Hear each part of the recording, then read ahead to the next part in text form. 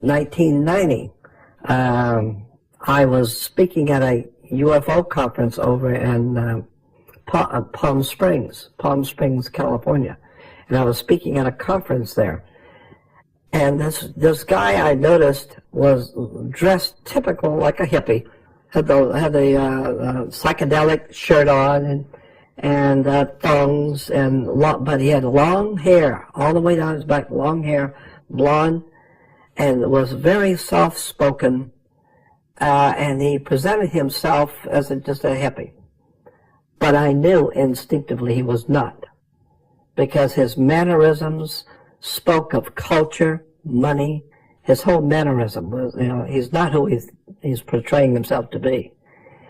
And so he came over to me and he said, "Jordan, I'd like to invite you to take you to dinner across the street.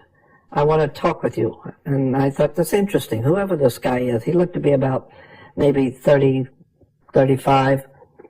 And he said, "I want to talk with you. I have something to tell you. So would you go to dinner with me?" I said, "Sure." So we go across the street. It was in Palm Springs during the summer. It was very warm at night. We went to a Mexican restaurant, sat outside, and it was a beautiful night. And he says, "I have something to tell you." He said, "It's not going to happen right now. It's going to happen later on in your life, so you don't have to worry about it now. But one day, you're going to have two men come to you, and they're going to ask you to go with them to a very important city on the East Coast. And they will not threaten you. There will not be any threats, but they're going to ask you to come with them. And they're going to bring you to a very important place back east, where very powerful people are. And they're going to, and the reason why they're coming for you is they have a business proposition they want to make with you. They got a business proposition. They want to talk with you about it." And he said, "You can agree to go with them because they will not harm you." And he said, "They're just businessmen." And he said, "But when you go, the building you will go into has," I can't remember if he said 12 or 13. I think he said 13 steps. Maybe it's 12. Anyway, he said, "But there will be beautiful marble steps, and there'll be 12 of them. When you're walking up those marble steps, you remember I told you that this was going to happen. And the two guys will be begging you to meet a very important man." And he says, "And the proposition is going to be simply this, that if you can do your work and leave certain subjects alone, do whatever you want, talk about anything you want on all of this, the religion and philosophies and all this stuff, do whatever you want here, but leave these subjects alone. Forget them. Don't even talk about them. Then if you can agree to that, they will then," he said to me, "they will make you their golden boy. You will be on magazine covers, you will be in newspapers, they will promote you in movies, and you will be living very good, and they will protect you and promote you, and you'll have a very good life." And so I said, "Suppose I decide I don't want the deal." He said, "They're not going to threaten you. It's just a business deal. And what they will say to you, what this man will say to you, well, if you cannot agree to this, then we will have to consider you to be our enemy. And we will have to act accordingly." And he said, and they made a very big point of this, he said, "They will tell you that you don't need to make a decision now. You tell them how long you want before you're given a decision. If it's 6 days, 6 weeks, 6 months, it doesn't matter to them. They don't care. You tell them how long you want to think about it. Whatever you tell them, they will accept. But when the day comes that you set, you have to give them an answer. Are you with us or against us?" And he says, and at that day, you have to give them an answer, because they're very serious. They can make you or break you. And he says, and so So I asked him, I said, why are you telling me this? And he said, because it's going to happen. It will happen. Not for a long time, but one day it will happen. So I think it is better that you start thinking about this, because it's going to be serious. You're going to be facing some very powerful people. And they're not playing games. So you better start thinking about it. So I said to him, I said, well, what should my answer be? He said, oh, no, I can't do that. That's up to you. It's your call. And he said, all I will tell you is this, that whatever your decision you will make will affect you when you die. That I will tell you. If you make the wrong decision, when you die, you're going to pay for it on the other side. They're going to be waiting for you. So the implication was, I got from it, if you want to live good now, go with the flow. But when you die, you've got spiritual price you have to pay, because you sold out, kind of thing. He didn't say that, but that's what I gathered.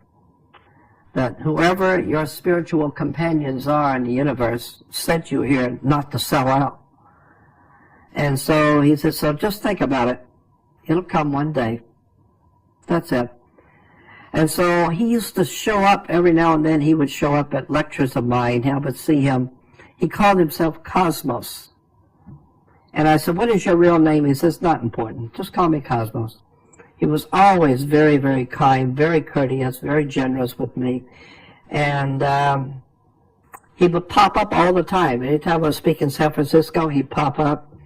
And one day, quite a few years ago, I was in San Francisco giving a lecture, and a lady was buying a tape or a book from me at my table, and the book fell on the floor. And I couldn't go around the table to pick it up for her, but Cosmos was standing next to her. So he leaned down to pick it up for her. And when he did, a medallion fell out of his hippie shirt. And the moment I saw it, I knew what it was. It was a brilliantly designed double-headed eagle, Masonic double-headed eagle, with a triangle of a red, probably ruby. It was about that size, but it had a triangle ruby with 33 embedded on it, cut on the ruby. And it was sitting on top of the double-headed eagle of Freemasonry. And when I saw that, for the first time I reached out and grabbed it, because it was all along a long chain. And I said, 33rd degree Mason? And he said, no, Council of 33. Meaning he's not just a 33rd degree Mason, he's on the Council of 33. In Washington, D.C., there are 33 men that run World Masonry. And it's called the Council of 33. And he's on it. And I said to him, I said, Cosmos, were you a 33rd degree when you talked with me a few years ago in Palm Springs? He said, yes. And I said, I don't understand what's going on here. And he said to me, Jordan, you go all around the world talking about political leaders, talking about the Queen of England, you badmouth the Pope, you badmouth people, you jumping on everybody and doing what you're doing. Has anyone ever harmed you? I said, no. Has anybody tried to arrest you or to frighten you or do anything to you? I said, no. And he said, have you ever wondered why? And I said, I've never thought about it. He said, no one has harmed you because of us. We are protecting you. We follow you everywhere you go. We know what you're doing. And we're protecting you. The Council of 33 is protecting you. And I said, I really don't understand this. And he said, you don't need to. All you need to know is that we are protecting you. We know exactly who you are and what you're doing and where you go, and no one's going to harm you. That is a task we've been given to protect you. I thought, wow. And then Dr. Shire's, it's my Masonic papers later on, that hasn't happened, what he said, hasn't happened yet. So I wouldn't be a bit surprised if it does maybe in the future, if things really start to get big, and more people are hearing, and it gets to be big somewhere along the line. Because I had an FBI agent back in the late 90s. An FBI agent called me from San Diego. I was in Los Angeles. And this guy called me from San Diego, and he said, he gave me his name, special agent, somebody from San Diego. And I said, just hold on. I said, I'll call you back. And I hung up. So I called information in San Diego and got FBI's phone number. I called that number and I asked for him, and he comes on the phone. So now I know he is FBI. So I said, okay, now talk to me. And he said, I'm calling you as a social call. It's not business. I just want you to know that the people who work in the FBI, the working class people, we know who you are and what you're doing, and we like what you're doing. We don't have any problem with what you're doing. Many of the people in the FBI like what you're saying. And right now, he said, I just want to let you know your government does not see you as a threat. They don't care what you're talking about the Pope and about religion. They don't care about that. And they don't really see you as a threat because you're not talking about arms and overthrowing the government. So they don't see you as a threat at all. But he said the reason why they don't see you as a threat is because they know people are hearing you, but nobody is listening. But when people begin to listen to you, now we're going to have to look at you again, because now you could be politically dangerous. So as long as we see people are just hearing you like they hear everybody else, it's fine. But if we see people starting to listen to you, then we'll have to take another look at you. And he said, but right now I want to tell you one thing for sure. We in the FBI and your government does not see you as a threat. But if ever you're going to seriously be in trouble, let me tell you who your enemy will be. It's going to be the church. It's most likely going to be the Catholic Church, but it's going to be the church. Christian church will be your enemy, because the Christian church is the biggest organized criminal syndicate in the world, and we know it. The people who are actually running Christianity, both Protestant and Catholic, behind the scenes are the world's best criminals, and we know that. So he says, so when you're messing with the church, you're messing with underworld criminal syndicates. Money, politics, sex, drugs, the whole thing. They're running it, and we know that. So the government, your government doesn't see you as a threat, but you keep messing around with the church and the Pope, they're going to see you as a threat. So I have a young friend who was double dating with another guy, and he called me after a couple of days later. He said, yeah, I went out a couple of nights ago with my girlfriend, and we double dated with another couple. And he said, this other guy was a Mossad agent. And he said, so at dinner I asked him if he knew anything about you. And he said, yeah, Israel knows all about Jordan Maxwell. We're painfully well aware of him, yes. However, there's nothing we can do about him, because he doesn't suggest taking up arms, guns, nothing. So he's only talking, so there's not much you can do about it. But he said, but Israel feels that he could be a very serious threat to Israel if he undermines our religion. If he undermines the Jewish religion, that will reflect on Israel politically in the Middle East, and that would be very dangerous. So we're watching him. But there's not much we can do about him right now, because he's not suggesting overthrow of governments or anything. So I just think those little incidents are interesting. I was speaking at a conference in Pasadena, mid-90s. And there was like 600 people in the audience. It was a very big conference at a big hotel in Pasadena. And I was a keynote speaker on Saturday morning. I spoke for 2 hours. And about a week before the conference, Norio Hayakawa, who Bill probably knows, Norio Hayakawa, and Gary Schultz were putting it on, and the name of it was called Need to Know Seminar. And Norio and Hayakawa and Gary Schultz put on the best shows. I mean, it was sensational. It was really a really interesting event. They had great speakers, and it was a great event. But Norio and Gary called me about a week before the event and said, we're going to go over to the hotel just to look around. You want to go with us? I said, yeah, sure. So we go over to the hotel, and so Norio says to me, he says, well, what kind of a presentation are you going to do, and what do you need? Do you need a chalkboard or a slide projector or what? And I said, no, I'm not going to do any of that. I said,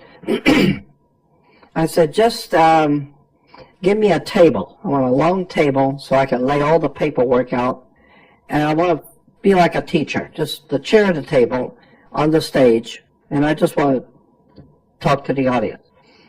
And so Norio said, well, I'll tell you what we'll do. We'll put a camera behind you, a video camera behind you. We'll have a guy on a bar stool sit behind you, and right here, so that when you pick up a document, they can zoom in on it and everyone can see it in the ballroom, because it'd be closed circuit television. So it worked out good. I did 2 hours that morning, had a great time, and it worked perfect. And so the guy was sitting right behind me with the camera right here. And afterwards, toward the end of the evening, when we were getting ready to leave, the cameraman said, Jordan, would my wife and I would like to have you come over and have dinner with us tonight. We live right here in Pasadena. I said, sure. And so he and I are sitting in the front room. His wife's in the kitchen fixing dinner. And we're just sitting and talking about stuff. And after a little while, she comes out from the kitchen and says to him, she said, have you told him yet?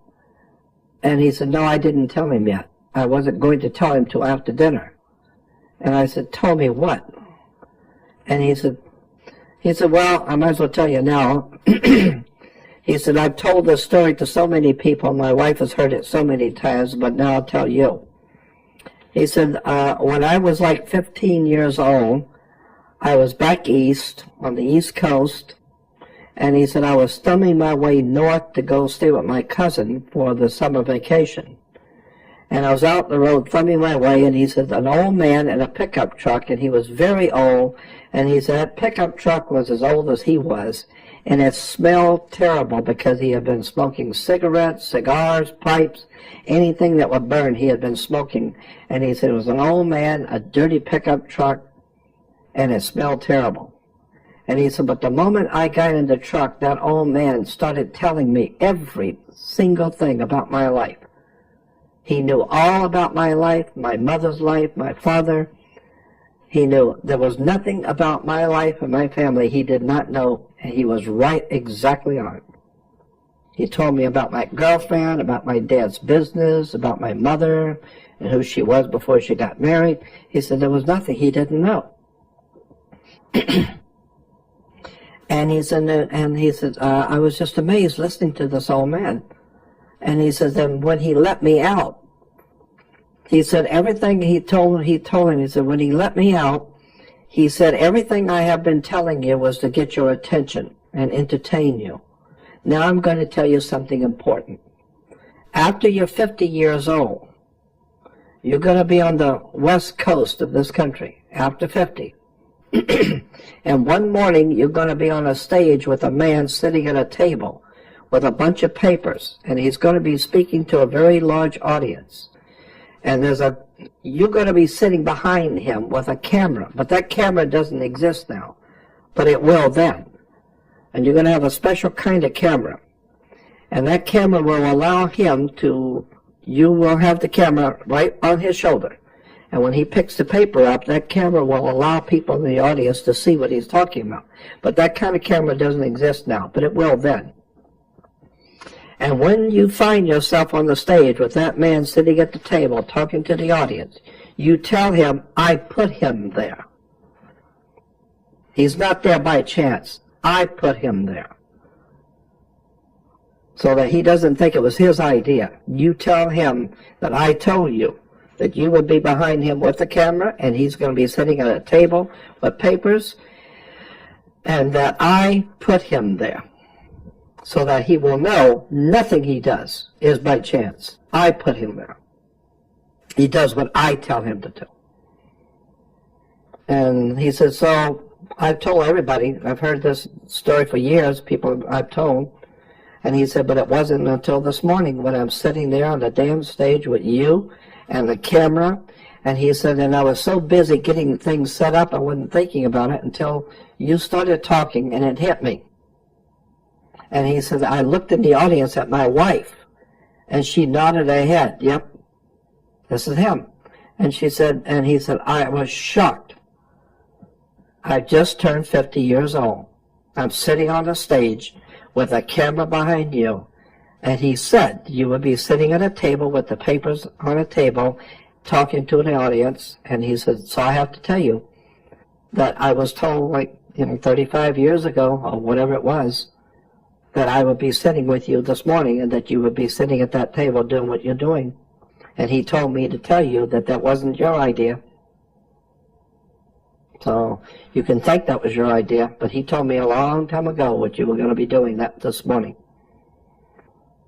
So I thought, wow, man. So I was visibly shaken, emotionally shaken, and tears came to my eyes. I got up and left. I walked out. He was upstairs. I remember walking down at night, and I took a long walk, and he came out to walk with me. And there were tears in my eyes because I was scared. That was frightening to me. And I said, I don't understand. He said, I don't either. I'm just telling you what the old man said. I don't know how to explain it either. But he told me that you're going to be doing what you were doing, and I would be sitting behind you with a camera. And when that happened, he told me to tell you that it wasn't your idea. He put you there this morning. So I thought, wow, what a trip. And clearly, that old man wasn't just an old man. Clearly.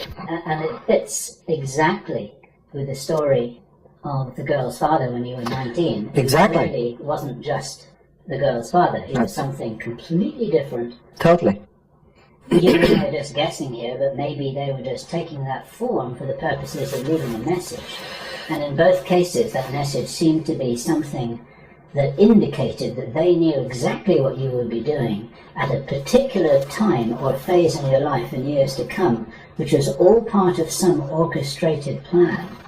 And it would seem to be a benevolent orchestrated plan. Would you agree with that? Yes, because I don't feel fearful and I don't feel frightened, but my gut feeling is, and I totally feel this for sure, that there is a very powerful, unseen force of good, of protection, that has the oversight and the ultimate power.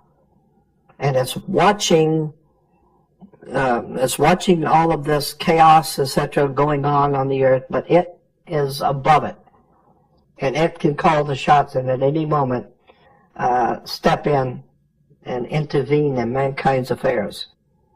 So it's as if like a father watching the kids play. Well, the kids are doing things wrong, and this kid's doing something wrong too, and they're all doing bad things. But he's watching. And when he decides to step in, he'll step in. And everybody's going to know it. But right now he's letting you go and play your games, do whatever you're doing.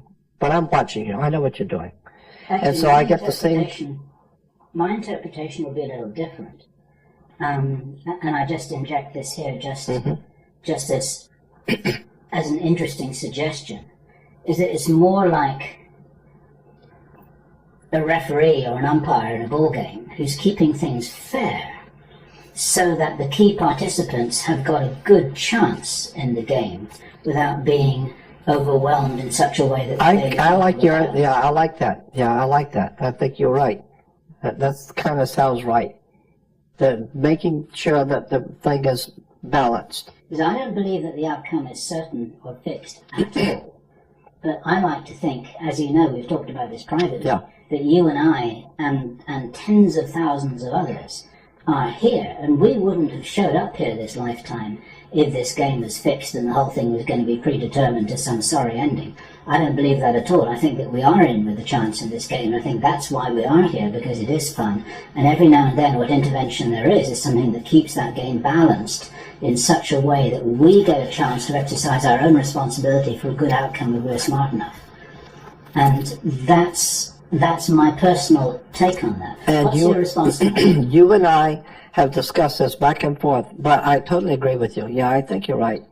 That there's some higher force. Well, I know there's a higher force. I know that there's a higher matrix of power. That I know. And I know it's protecting me and others. And I know it has its own agenda. These things I already know for sure. Tell the story. It's a long story, but it's an absolutely wonderful, staggering story about the experience that you had with Paul Tice and Paul and Ivy. And Ivy. Yeah. Up in the Nevada desert, Right. near Area 51, Yeah. Rachel, Nevada, the little alien Right. in the desert. Do tell that story. It's all I had a friend, a Mexican friend, who worked at General Motors. He was upper management at General Motors in Los Angeles, and he was getting married, and he lived in Palmdale, which is about 50 miles north of Los Angeles. And so he was getting married, and so he wanted me to be the best man at his wedding. And so the idea was that Saturday morning, we would get married that night. Saturday morning, I was driving up to stay with him while they were getting ready for the wedding that night. And so I went up to stay with my friend, and while the girls and the girl and her mother and her girlfriends were out shopping and whatever. And so the girls went out to the market. And they came back from the market, and there was an old guy in an old beat-up car following them. And when they got out of the car, he gets out of the car and follows them up to the house. And Carlos and I are sitting there looking at this old guy coming, and he said, "Who is this?" I don't know. And so when she comes in, she said, "This man met us in the market. And he said, I know that you're getting married tonight, and the best man at your wedding is at your home, and I need to talk to him." And she said, "How do you know I'm getting married?" He said, "I already know who you are. I know you're getting married, but the best man at your wedding is at your home, and I need to talk to him." So she said, she obviously didn't see him as a threat. And so I said to him, "Well, that's me, so talk to me." He said, "I've been told to tell you something, that a year and a half from now, you're going to have an extraordinary encounter with your friends from out there. And they sent me to tell you that. And the event is going to happen way out in the desert." And I said, "Well, sometimes I go out in the desert here in California and look for UFOs." And he said, No. This is not going to be in California. It's going to be east of here. And it's going to be way out in the desert. You're going to be way out in the desert. And they will pick the time and the place, not you. But it's going to be a year and a half from now. And they're telling me to tell you that you're going to be driving the car, and that you will have a woman in the front seat and a man in the back seat. And they will see to it that you have a woman in the front and a man in the back. And the reason why is because they want both a woman and a man to be a witness to what's going to happen. But the event is for you, not for them. But they want two witnesses. But they want a woman and a man to be a witness. But it's for you. Your friends are going to show themselves to you. Year and a half. And that's it. He left. And a year and a half later, I was speaking in Mesquite, Nevada, at a big UFO conference for Bob Brown. And and that was in Mesquite, which is like 60 miles northeast of Las Vegas. And I had brought with me my lady friend from Hawaii, who was a talk show host from Hawaii, Ivy West, and my publisher friend who was living in San Diego, where I was at the time too, my publisher friend Paul Tice. And so Paul was in the back seat and Ivy's in the front seat, and I'm driving. And we're coming back from Mesquite Sunday morning early, and just as we're getting into Las Vegas, I said, out of nowhere, I said, have either one of you ever been to Area 51? And they said, no. You want to go? I said, yeah, let's do. Well, I had been given an invitation to go to the Little Alien by Joe and Pat Travis, who owned the Little Alien, because they used to hear me on my show. I used to do a radio show, a late night talk show in Las Vegas. And so they would hear me. So they used to call me and say, come up as our guest, come up and visit. And so I never did. But so we decided, okay, we'll go. So I called them, and they said, yeah, come on up. So on the way up, it's 135 miles north of Las Vegas in the high desert of Nevada. It's a little Mickey Mouse, and I do mean small, little establishment out there in the middle of nowhere. And it's actually just a big restaurant bar, and then there's about 6 or 8 mobile homes which are rented out the rooms like a motel, but they're little mobile homes. They rent them out like a motel. And then there's a mom and pop grocery store and a little service station, and that's it. You know. And it's called Rachel, Nevada. And so, and across about a mile or so to the mountain, on the other side of the mountain is the military base, Nellis Air Force Test Range, and very highly secret stuff going on out there. So anyway, we're driving up, and so I told Ivy and Paul about the prophecy. And I said, here it is, and exactly a year and a half later. And he said I'd be driving on a woman in the front seat and a man in the back. So I said, don't be surprised if, something happens to us. I don't know. So I'm glad I told them before it happened. So we get up there, and that night we're sitting around at the bar and talking, and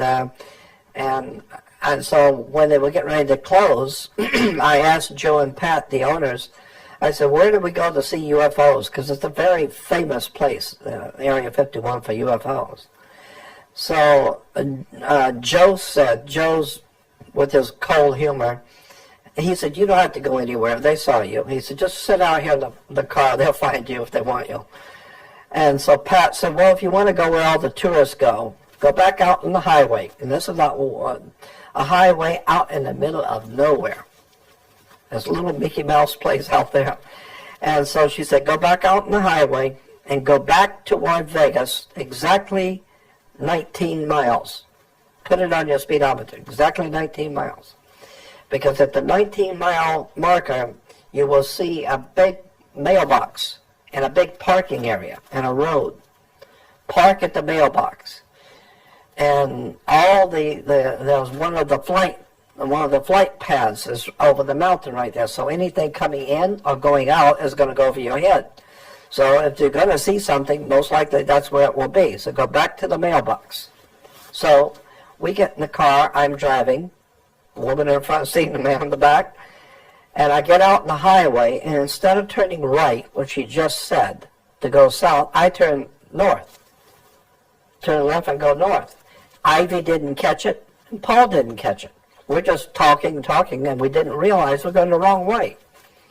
So we slowed down. Now it was like 11:30, 12 o'clock when we left. When we got out to the 19-mile, we were slowing down. And then Ivy says, wait a minute, we're going north. She said, go south. So I said, all right, well, why don't we just turn around and go back? We got the room for the night. And we'll go back out tomorrow night and do it right. So she said, okay, so we'll stop. Well, now it's like midnight, and it was totally overcast. You couldn't see nothing, totally overcast. And it was like midnight. And it's 20 miles north of Little Alien, which is 135 miles to start with. Now it's 155 miles out in the middle of nowhere.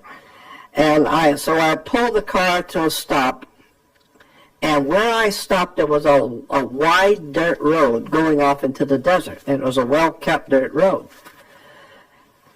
And Ivy said, let's go out in the desert. Let's drive out there. And I said, Ivy, you're in the desert. You're not going to see anything out there that you wouldn't see here. And tonight, you're not going to see nothing anyway, because it's totally overcast. I don't want to go out in the desert. And Ivy insisted, and Paul, jumped in and said, let's go out in the desert a little bit. And I said, why? Go out in the desert. So I drive out in the desert, I'm driving out, I go out 2 or 3 blocks, and all of a sudden I got this overwhelming feeling that we had done something wrong, and I was legitimately scared that we had done something wrong. And I said, Ivy, I'm getting out of here. I don't know what it is. We didn't see any sign that said stay out. No, nothing like that. I just felt something was wrong. I stopped the car, I backed it up. And just before I took off, Ivy and Paul jumped on me and said, just stop the car. There's no signs, no bases or anything. Just stop the car, we'll get out for a minute. I said, Ivy, something is wrong and I'm feeling it. I want to get out of here, I'm serious. And she stopped the car. We'll get out for a minute. So I turned the key off. We get out, and when you shut the door and the lights are off, there's no stars, no moon. It's totally overcast. It's pitch black. No light. Period. And you have to hold on to the car. I can hear voices, but you can't see anything. And that's a spooky feeling. I've never had that experience before. And in the total darkness, any light you see immediately. And so while I'm we couldn't have been out of the car 30 seconds, not even 30 seconds. And all of a sudden, the cloud opened up, like a little bit of an oval opened up. And you could see stars. Well, the moment it opened up, we all 3 saw it, because there's no light. Any light you see immediately. And Ivy said, look, the clouds are opening.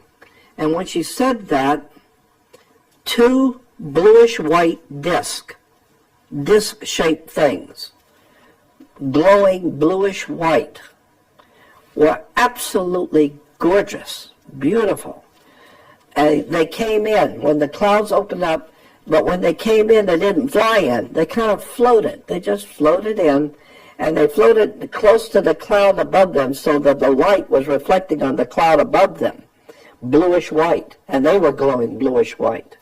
And as I came in, 2 of them, beautiful saucer-shaped things, very slow. And while we're watching, 5 more came in behind them. Now there's 7 bluish-white discs, and they come over us all of a sudden and stop. I was absolutely frightened.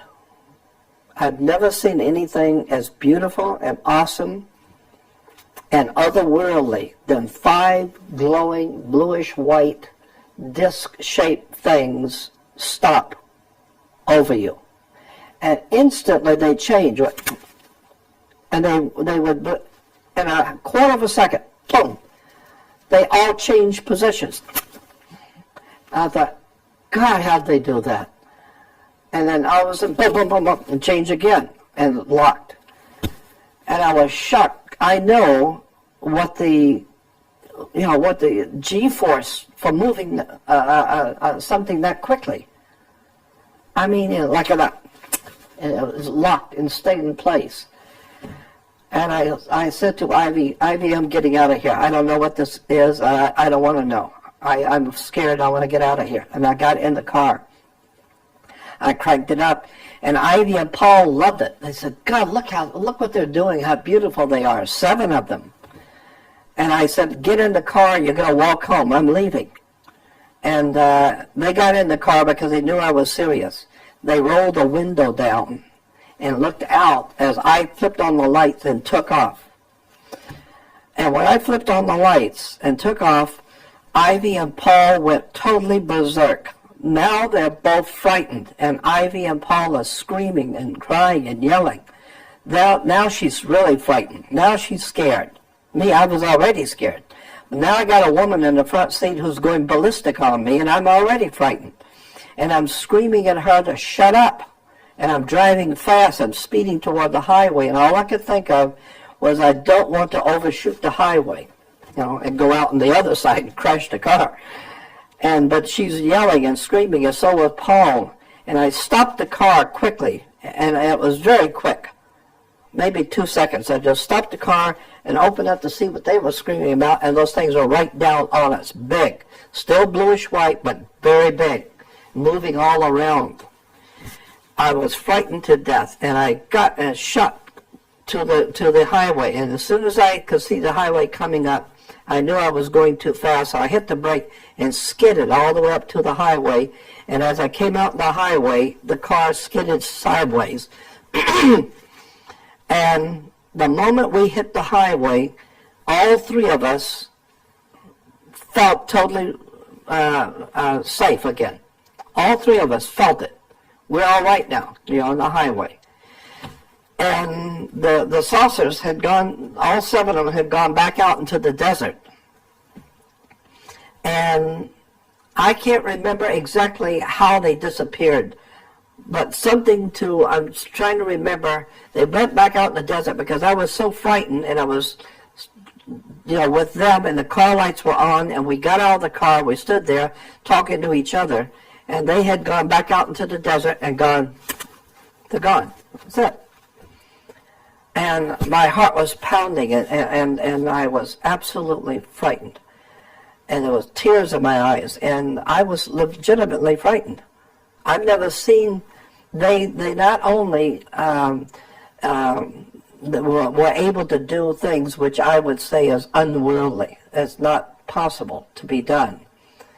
Humans don't have that kind of technology that I saw, that we saw. And that scared me, because first of all, if it is human technology, then we're about 1,000 years ahead more than you think we are, if we could do this. And if it isn't us, then that means it's somebody else, and that's even scarier. Either way, we're in trouble. And so we stood out on the highway that night, and the emotions were absolutely incredible. She was crying, she was laughing, Paul, we were frightened, it was beautiful, it was awesome, it was scary, it was horrible, it was wonderful, it was just everything. Just blowing emotions. And we were like children who had been frightened. And when we finally decided to go back, I'm driving back slow, and we're shaking. And we go back, and we had already got a motel. We were staying in one of the mobile homes. And when you go into the mobile home, you go in from the middle of the thing. So you walk directly into the mobile home that we were staying into the bathroom. And on both sides of the bathroom are bedrooms.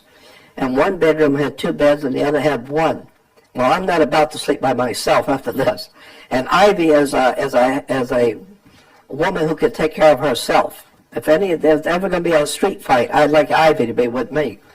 And so I said, Ivy, why don't you and I take this room, and Paul can have the other rooms. Paul said, okay. So Paul's by himself, and I've got Ivy in my room.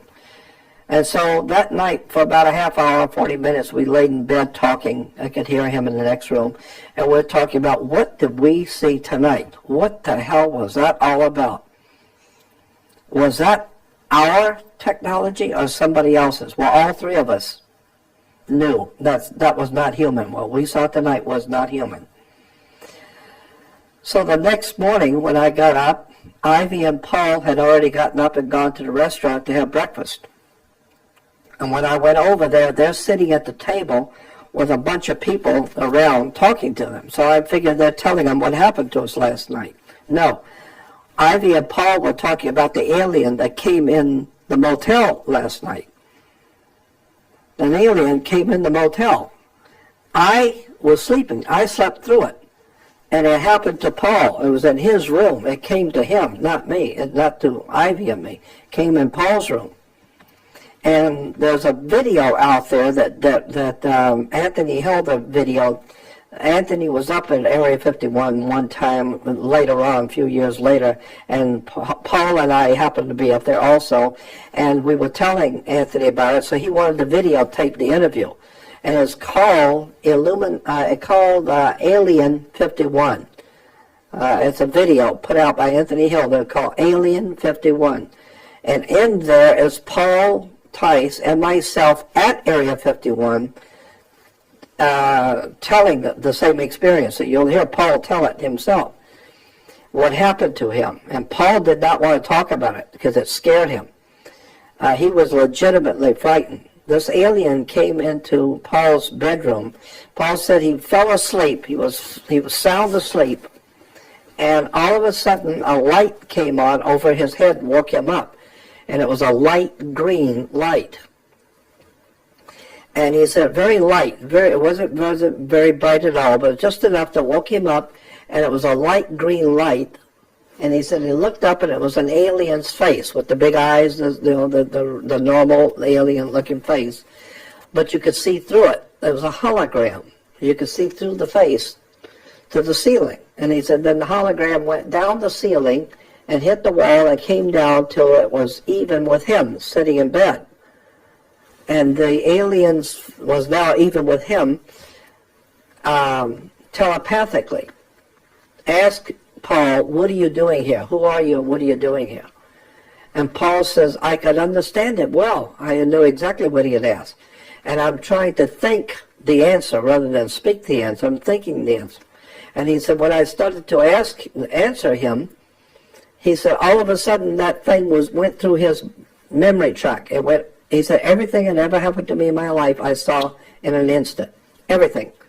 He said, it was able to download my psyche and my brain to see everything I'd ever done.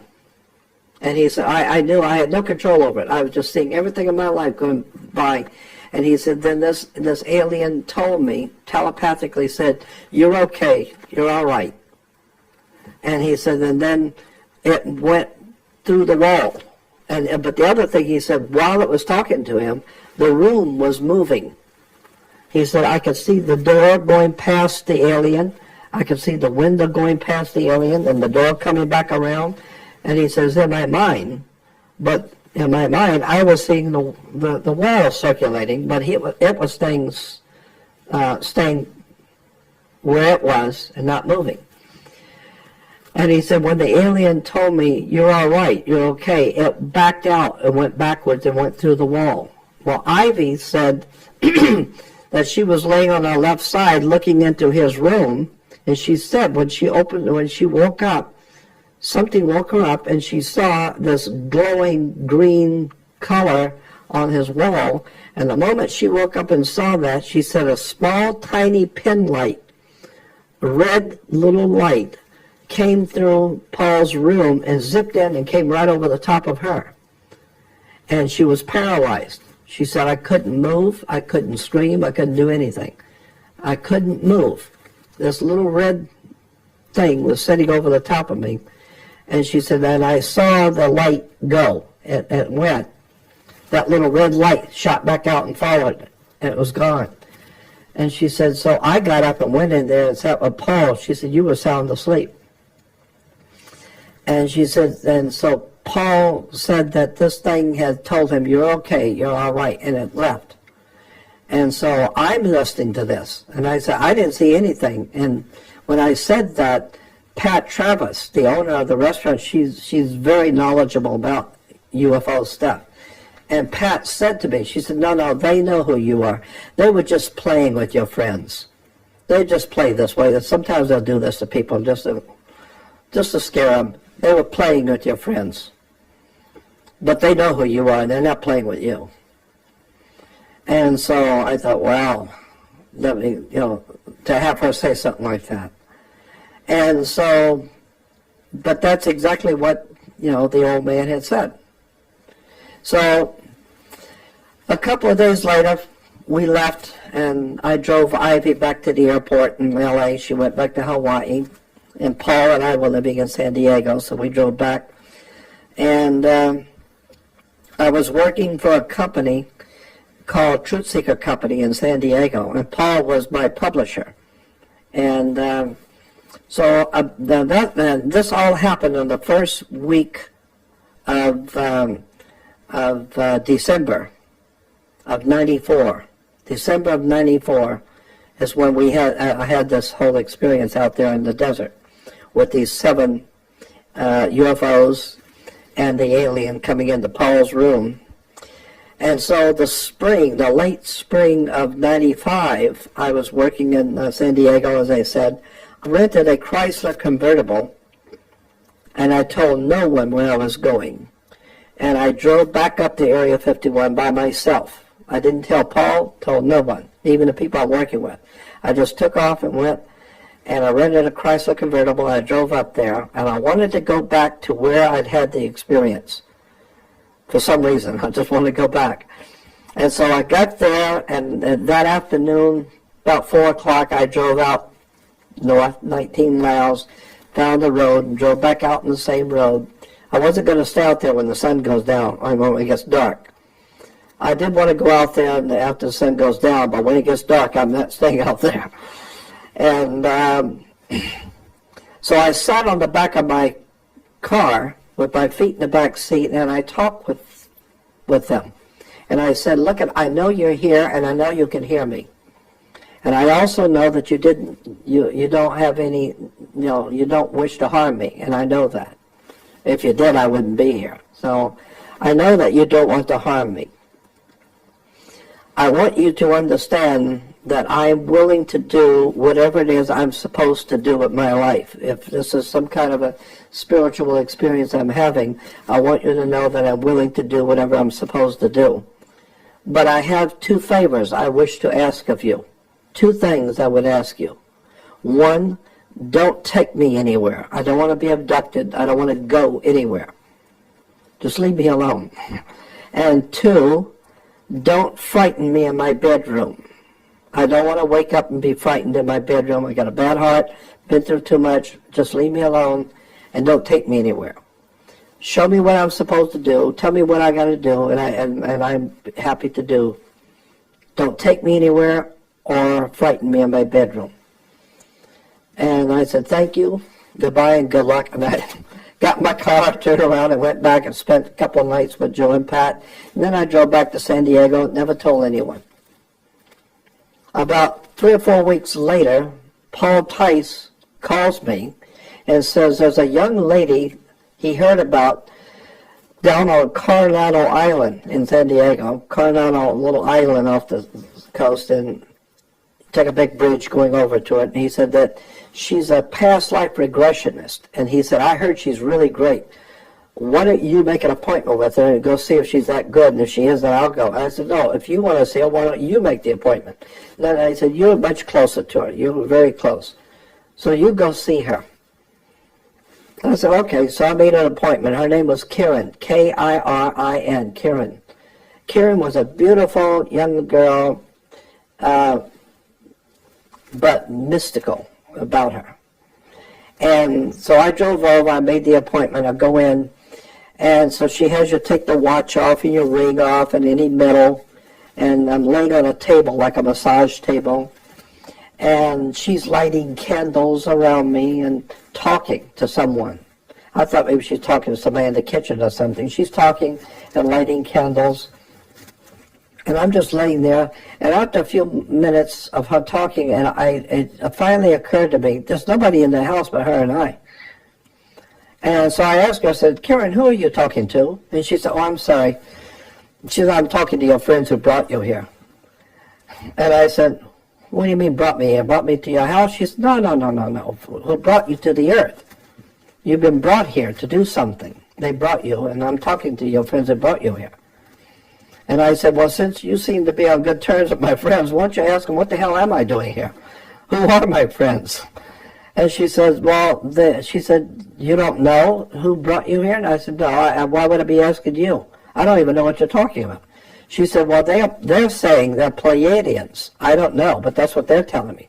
And they're saying that you're from the Pleiades, and they have brought you here to do something, that they have something for you to do.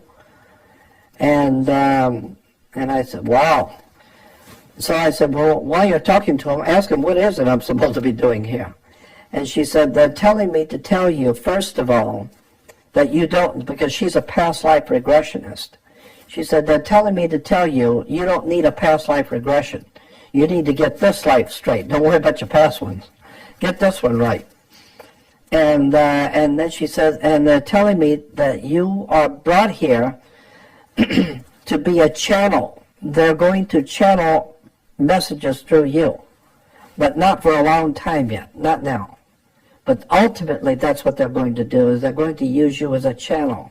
And they're going to put you into a position where you will be heard by important people. And when that time comes, they will speak through you. And then she said, but they're telling me to remind you, you are not an ambassador, you are an emissary. An ambassador speaks for the government he represents. You do not speak for anyone. An emissary merely delivers a message. You're not speaking for anyone.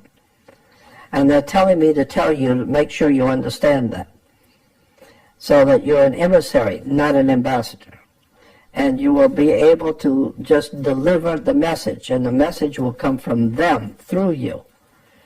But not now. There will come a time when you will be speaking before important people, and the people who are supposed to know will know who you are. You don't know, but they will know. And when they're listening to you, they will know who you really are. And so she said, so they're telling me to tell you, just get this one right. And then she starts laughing. And I said, what are you laughing about? And she said, they just told me something funny about you. She said, they told me about 4 or 5 weeks ago, you rented a Chrysler convertible and you drove up there and went out on the same road that they saw you the last time, and you didn't want to go out that night because you were scared, but you went out in the afternoon and you sat with your feet in the back seat. And I was thinking, I never told anyone this. She was exactly right. And she said, and you sat with your feet in the back seat and you said to them that you didn't mind doing what you're supposed to do, but you didn't want to be frightened in your bedroom or abducted. And they thought that was funny. They got a laugh out of that one. And I said, why would they think that's funny? And she said, because if you knew where you have come from and what you look like where you came from, as opposed to what you look like now as a human, you think you would be scared. Wait till you die and go back to where you come from. That's really going to be a shock to you. And she said, so they just thought that was humorous. You don't want to be frightened? Wait till you die. You got a real trip coming when you go back to who you really were and where you've come from. And she said, but they're telling me to tell you, no one's going to harm you. We've given you something to do, and we have been watching you from day one. And so just remember, we're watching you, and you will do whatever it is we have in mind for you to do. And I thought, wow, man, I've never heard such stuff in my life. It's an incredible story. I don't know. I'm just telling you what happened. And it all fits together, right? Yeah, it all kind of... These accounts all fit together in a way that suggests... I mean, you've got a number of data points here, then, and you put it all together, and it says that you're sent here, that you're widely respected by everyone, up there and down here, that you've got a job to do, that you're being watched, that you're being protected. You don't know what the heck's going on all this time. I have no idea. Actually, I think it's really funny myself. And here you are at the ripe old age of nearly 70, and you're still trying to figure it out, and you don't even know whether you've done yet what you've come here to do. That's exactly right. And the reason why is because I'm not even sure what it is I'm supposed to do to start with, so how would I know if I've done it? I've always known that I have always had this other world connection. Even as a child, I went out of body. I had spirit entities coming into my bedroom when I was 6 and 7 years old. I saw things I went out of my body. That's another experience when I was 8 years old. I went out to a terrible accident, and I was there and saw the accident happen. I came back into my body and told my parents what had happened. The next morning in the newspaper, exactly what I said happened, exactly as I said, because I was there and I saw it. And I was there at the accident and saw all the details of what happened. And the next morning in the newspaper, exactly what I said happened was in the newspaper. And so I've had aliens at my window at night in Florida. When I wake up at night, I'd see this little creature at my window. Because I was a little kid, I pulled my bed up next to the window. And in Florida, it's very hot at night. And so I pull my bed right up next to the window. I have a screen. And because I would like to lay in bed at night, look at the stars, and talk to the spirits. And I would wake up in the middle of the night, and there'd be a little head would move. It would not move so quick I didn't see it, but it would move when I woke up, and I'd see it. And I immediately opened up the screen, and the yard was well lit up from a full moon. My dog was out there, didn't bark at all. And yet I know I saw something move, and I would do it many times. Many times I'd wake up in the middle of the night, and I'd see a little head move quickly. And so, but when I look out, the dog didn't see anything, and there's nothing in the yard. Something was there. So I grew up having otherworld experiences, seeing aliens, having demonic spirits come in my bedroom. Some people watching this will already have heard you tell the story in the September 2009 Project Camelot interview. Is it possible that you could give another abbreviated version of that encounter with your girlfriend's father? Oh, yeah. Because that fits together so perfectly with these stories you've been telling here. It's kind of nice if it's all in the same bundle. Yeah, that's fine. In 1959, I was 19 years old, born in 1940, so 59 I was 19, and I ended up in Los Angeles. I had to go to Los Angeles for some reason. So I ended up there. I have no money. I don't know where I am. I'm in a big city. I don't know what I'm doing here. But, I was a kid on the run, so here I am in L.A. And one morning in North Hollywood, I went in a restaurant in North Hollywood, 1959, and there was the place was full, so there's no room anywhere, except for one seat at the counter. So I'd stick the seat at the counter, and there was a girl sitting next to me. She was probably, I was 19, she was probably like 17 or so, a little younger than I. So we started talking, and come to find out, she only lived a couple blocks from me, and I only lived about 3 blocks in town, and she lived 2 blocks from me. She had walked downtown, and I had walked downtown. So we hung around town for a while, and then we walked home together. And then we started meeting on the Saturdays and Sundays. I'd meet her downtown, and we'd just hang out together. And then when we walk home, she lived 2 blocks further than me, so I never walked home with her, but she knew where I lived. And one night, it was on a Friday night, it was a very eventful thing that happens. One night, on a Friday night, she knocked on my door about 10 o'clock at night, and she said, "My dad wants to talk to you." And of course, I don't want to talk to anybody's dad. And I said, "I don't want to talk to him. I got nothing to say to him." And she said, "My father is a very important and interesting man. He's got something to tell you. You need to come with me." I said, "Okay." So I went. And as I was walking with her up to the house, he happened by chance to be coming out of the house. And the moment I saw him, the hair raised up on the back of my neck because of the feeling, the involuntary feeling I got was so overwhelming. And I was shocked at the feeling I got from him. With an immediacy, I knew there's something strange about this man. I'm feeling it already. But I love it. It's not fearful. It's a trip. I don't know who this guy is, but I can't get enough of this feeling.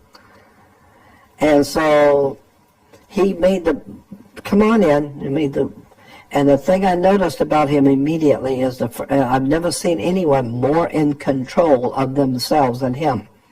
He knew precisely what he was doing, the way he moved, his mannerisms, his whole demeanor was very strange. So come on in. And I thought, wow, I don't know who this is, but I'm feeling something here. So I went in, and we're sitting on the sofa. I'm sitting on one end, he's sitting on the other end of the sofa. My girlfriend is sitting on the floor with her younger sister, about 10 years old. They're sitting on the floor. The mother is in the kitchen or somewhere in the back room, and he's just talking, just small talk, asking me, how do you like your job and how do you like living in California? And my daughter says that you have been very kind to her, and I want to thank you for treating my daughter with respect. And we were talking back and forth, just little stuff. And I was beginning to feel a little bit better about him. He's talking normal human things. So I'm feeling a little bit better, a little bit more at ease. And he knew that. And then he said to me, he said, remember back when you were 8 years old and back in Florida and your dad built a new back porch? Remember the back porch was falling apart and your dad's brother, they built a new back porch at the house? And your dad used green lumber. It smelled funny because it was green lumber. And you remember that when your dad built that back porch? And it shocked me. And I didn't want to show tears in front of my girlfriend, but it was shocking. And I said, yes. And he said, well, did that happen? I said, yes, it did. And he says, remember one night you were in bed. And you got out of bed and you went out the back porch, remember? And the moon was really bright. And remember how you picked the wood with your finger? You were peeling the wood because it smelled funny at night, the green lumber. And you picked it and was smelling the wood. You remember doing that? And again, I was even more frightened. And I said, yes. And he said, well, did you do that or didn't you? I said, yes, I did. And he said, and what else did you do? You talked to God, didn't you? I said, yes. And he said, what did you say to God? Remember, you looked up in the moon and you talked to God. And I was just looking at him. I was scared. And he said, what did you do? You said to God that you would like to do something important with your life. Isn't that what you said? And I said, yeah, that's what I said. He said, well, that's why you're here. We brought you here to let you do something important with your life. After all, you asked. And so we've decided to give you something important to do. And I said, I don't understand. He says, not important. But you did say that, didn't you? Yes. How would I know that? He said, how did I know all of that? And I said, I don't know how you know that. And he said, I know that because we were there. When you were talking to God, we were there. So, you wanted an opportunity to do something, so we're going to give you an opportunity to do something. And I said, who is we? Who are you talking about? He said, that's not important right now. You'll learn later. And he said, but we also, he said, you're very interested in UFOs and aliens and spooky stuff like that, aren't you? And I said, yeah, I'm very interested. And he said, yeah, I know. We know that. And he said, would you like to see some UFOs tonight? And I said, yes, I'd like to. He said, well, I can do that for you. Come on, I'll show you. So I got up with him, and the two girls got up. And the two girls, myself and the father, the four of us go out in the front lawn, probably about midnight, 1959, and he looks up in the sky and he starts inaudibly talking. He's moving his mouth, he's talking, but you can't hear him. And then he turns to me and he said, they said they'll be here in a couple of minutes. They'll be coming from over here, southeast. They'll be coming here in a couple of minutes. And I said, who? And he said, you'll see. You wanted to see UFOs, right? Yes. Well, just wait, they'll be here. And so I look at my girlfriend, and she's looking at me, and the look on her face was, she was saying to me, yeah, I told you my father was an interesting and important man. I told you. And I was looking at her, trying to imagine, is this a trick or some, but how would he know the things about me that he knew? And who is this man that I'm fascinated with? And sure enough, a couple of minutes later, 3 UFOs, disc-shaped things about the size of the full moon in the sky. That's how big they were. Not a little light, full moon size. 3 of them come out over in a triangle formation and stop right over the top of me, right over the top of us. And I'm looking up at this, and the bottoms, they were all 3 identical, making no sound. And they were all 3 circulating like a pie with 6 or 8 slices, and each slice is a different color. But they were vibrant colors, like laser colors, very vibrant, oranges, pinks, and greens, and they were circulating, but not so fast as to blend the colors. And 3 of them, and I'm standing there looking at them, thinking, my God, this is beautiful. And it's such an eerie feeling. It's quiet at night. It's late. I'm standing out here with a man that's blowing my mind, and I'm looking at 3 UFOs. And then he looks up and starts inaudibly talking to them again. And he said, they said that they're leaving now. They're going now. And so they did. They started moving. They went north very slow, until they were out of sight. And I said, what was that? And he said, that's us. And he said, why are you in California? Why did you come here? And I said, I don't know. I have no idea. He said, that's right. We brought you here. You said you wanted to do something for God, didn't you? Yes. Well, then we have brought you here so you can do something for God. And I said, what? Oh, I don't understand what you're talking about. He says, we have something for you to do. And we've been watching you from day one. We've already decided a long time ago. Even before you were 8 years old. We've already decided. So we brought you here to start you on your journey, to begin your life for you. We're going to guide your life so that you learn what you're supposed to. You will have all the experiences that we will see to it that you will have, so that one day, he said, what you're going to do for us will not happen to the last part of your life. It's going to be the very last part of your life. But when that day comes, you will know what it is you will have to do. You will know what it is you have to do. Right now, it's not important. You're just going out and live your life. We will see to it that you meet who you're supposed to and learn what you're supposed to. And when it's time, we'll let you know what you need to do. We'll be there. And so I used to go over to his house. That night, he said, to start you on your journey tonight, I'm going to start you on your new journey, where you're going in your life. I'm going to give you a book. The book he gave me was called The Complete Works of Charles Fort, F-O-R-T, Charles Fort. Charles Fort is very well known for his work. He actually wrote 3 books, probably a lot more, but the 3 most important books were put into one big volume now, and so you can get it as a very thick volume called The Complete Works of Charles Fort. And what made his book so interesting, and why the Father gave it to me, is that Charles Fort has documented a thick book on all the strangest things which have happened in the world, which were documented and which have no explanation at all. No one even ventures to even try and answer it. It's just strange stuff that have happened, and no one has any idea how or what it means. And he documents it. But what makes his book so interesting is that he documents everything with every paragraph. Every paragraph has documentation. Where he saw this, where he found this, where he got this information, where he got that information, and what page it was on, who wrote the article, and everything. So you can find anything. It's all right there documented, paragraph by paragraph.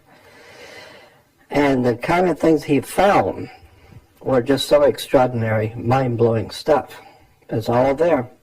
The world is filled with strange things that have happened that nobody has any explanation for. And when he gave me that book, I know he gave it to me because it opened up my mind to the occult world. Occult simply means hidden. And so that book opened my mind at 19 years old because I had already been well involved in the other world knowledge and strange stuff in my childhood. But for the first time, I had it documented, strange stuff that nobody understands how it happened, and it's all documented in one book. And that I believe he gave me that book to get me started in realizing that the world is far stranger than you imagine. Far, far stranger. I like that one quote of the astronomer, I think it was, who said the universe is not stranger than you imagine. The universe is stranger than you can imagine. That was the great British astronomer and physicist Sir Arthur Eddington. Incredible quote. That's exactly right. And when you read Charles Fort's book, you think, wow, this stuff actually happened, you know, and it just defies your imagination as to what all of these incidents. And so to get me interested, he said, let me give you an idea about what's in the book. And it's a big, thick book, and he just opened it up and just nonchalantly opened it up to a page. I now know that it was not nonchalant.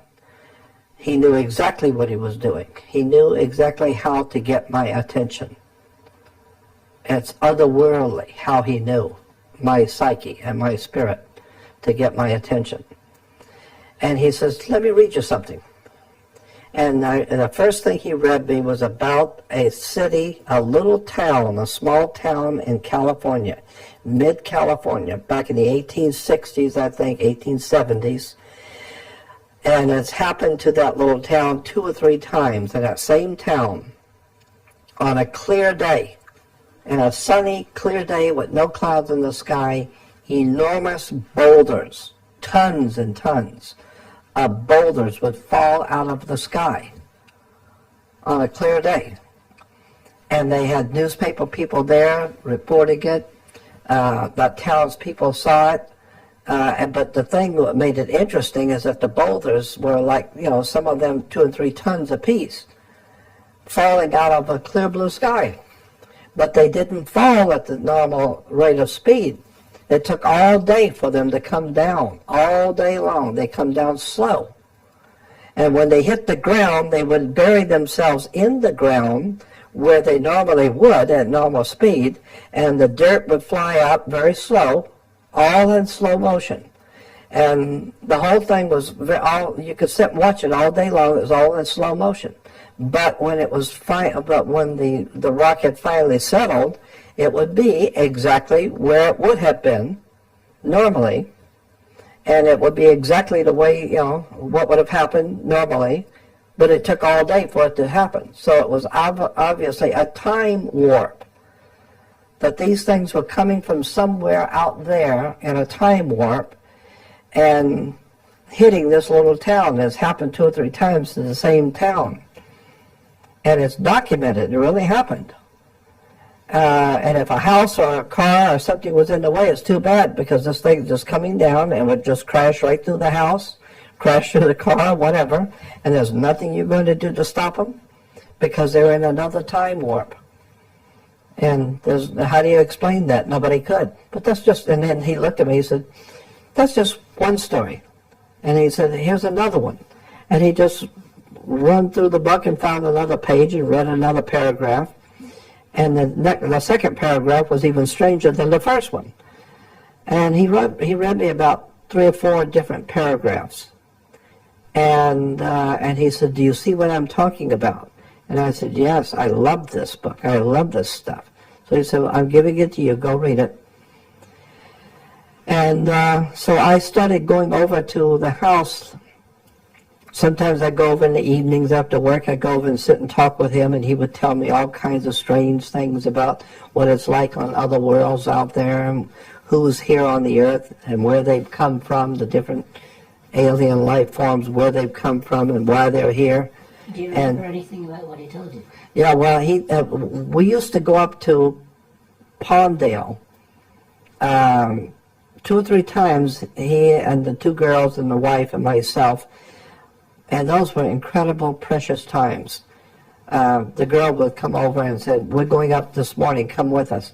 And I'd go over there, and we'd all go in his car, and we'd go up in the desert, about 50 miles north of Los Angeles, up in the high desert, and it's way out in the desert. And the girls would go with their mom, and they'd be wandering around the desert. But he and I would go, and he would show me mounds and holes in the mounds and holes in the earth that I'd never seen before. And he says these were made by aliens many, many years ago. And he said, I want to show you. And we went to some mines also. He knew where these different mines were. And but he was telling me that there are certain places under the earth that these particular aliens live, where they stay, and it's under the earth. And he said, I'll show you a couple of the places, but you don't want to go in them. It's their property, not yours. So, and they look at it very jealously as their property. So don't mess with their property. Don't go in. They didn't ask you to come in. And he said, but I you know, as long as I'm with you, you'll be all right, because I'll tell you where not to go. Do you remember where those places were? Yeah. And who those aliens were and what they did? I don't remember the names of aliens, but are you know, the exact information. But I remember where those places are. Where are they? Well, pretty. I would say I can't take you right to it, but I can take you to the area and say, okay, let's go out here and you'll find them. It's up in Palmdale. Off of what is it? Parablossom Highway. I think it's Parablossom Highway, and it's off of Parablossom Highway. But I'd have to get out there, and I would know it when I see it, even though it's changed a lot out there. But I remember about a year or so ago, I was driving from Vegas, coming back through. And I remember this area, and I slowed down and stopped, and I remember this dirt road. So it's still there. It still hasn't been built up and built over. And what's the story, as best you remember, of what these aliens are doing in that area? Do you remember anything about what he told you? Not really. He was, I think, basically what I got from it, and what I remembered from it, was that there were different ones here, and that there are good ones and bad ones. And he said that even some of the good ones here, he said, but we have enemies. They have come here, and we have other business out there with them. And since we're here, they came here. And so we have enemies here. Not human enemies. We got serious enemies here. But we've got a standoff. We're powerful and they are too, but we got kind of like a standoff. But we have enemies, and we are their enemy. And he was telling me about the reptile aliens. That was back in 1959. And what did he tell you about that? I don't remember in specifically, but I just remember him talking about reptile aliens, and I really didn't comprehend what he was talking about exactly. It was such a strange concept to me, reptile aliens, at 1959. I don't even know what he's talking about. But the one thing that stands out in my mind above everything is that I knew that this man was absolutely of another world, and I connected with it. It was as if I wasn't that I understood it and was into it. No, this was part of me. It's part of my person, who I am. But he was initiating me into a secret of who I really am. And I felt it. I just felt I'm part of him. I know now who I am, and I know that I'm not of this world. And that was just an overwhelming feeling I had. I just loved it. I loved being around him, because when I was around him, I was in my world. I was with my people, so to speak. And God, it was an incredible experience being in his company. And one day I went over in the morning, it's on a weekend morning, I went over to see if he was going to go anywhere, and he was gone. They just left. The house was empty. The doors were all open. Windows were all open. They were just gone. Never to see them again.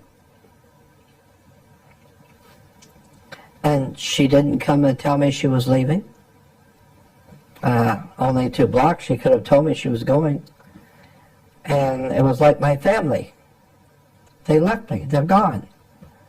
And I walked home so dejected. I couldn't believe my family, this wonderful association, this wonderful man that I know, and this family, and they're all gone, and no one said anything to me. And I often wondered, whatever happened to, why did they leave and never told me? But now I look back on those years, and my gut feeling is, he did what he was supposed to do. He did what he was supposed to do, get me started. Other people will come into my life who was a part of his group, and they will continue to move me along. The old man in the truck, and he was the next, he was connected to, and all these different people I've met and all these strange things, they were part of the same group who were just kind of around me, and every time I need a little encouragement, they'll pop in at the right moment and give you another mind-blowing experience, and then they'll move on again. So it's like they're moving you through life, but watching you.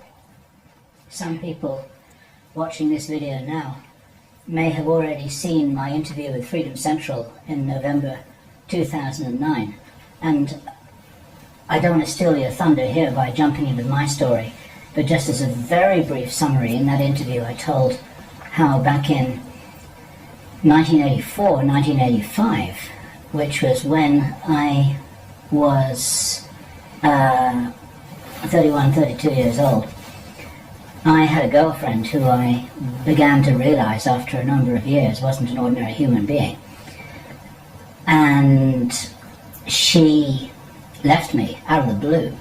And what triggered this little story here was your going to their house and being devastated when you discovered that they'd gone. And I was devastated when my girlfriend left me. And she told me, she said, and this is not usually how people end a relationship, she said, "My purpose in your life is complete," she told me. I had no way of handling that. I had absolutely no way of handling that at all. I was devastated for quite a long time. Now, of course, I understand it much more clearly in exactly the way that you've presented it, which was that there was a coaching and a mentoring and a guiding going on. I needed that catalyst, that catalytic experience. That's right. At that stage in my life, in order, let me start that sentence again, without which I might not be doing what I'm doing at the moment. And it's Precisely right. It's the same with you. Exactly. And probably like you, I've heard these stories from many people all over the world, and while none of them are identical, many of them have the same theme. Mm-hmm. I assume that you get people writing to you about Oh yeah, absolutely. Sure have. So that's why I know that I have a connection with him and with something greater that's out there. That I know. That's what has led me all of my life, in spite of everything that has happened to me, and all the setbacks, and all the tragedies, and all the horror stories that's happened to me.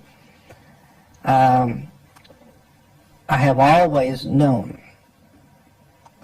that there is something out there, and it's watching you, and you are just merely a part of something otherworldly that's going on.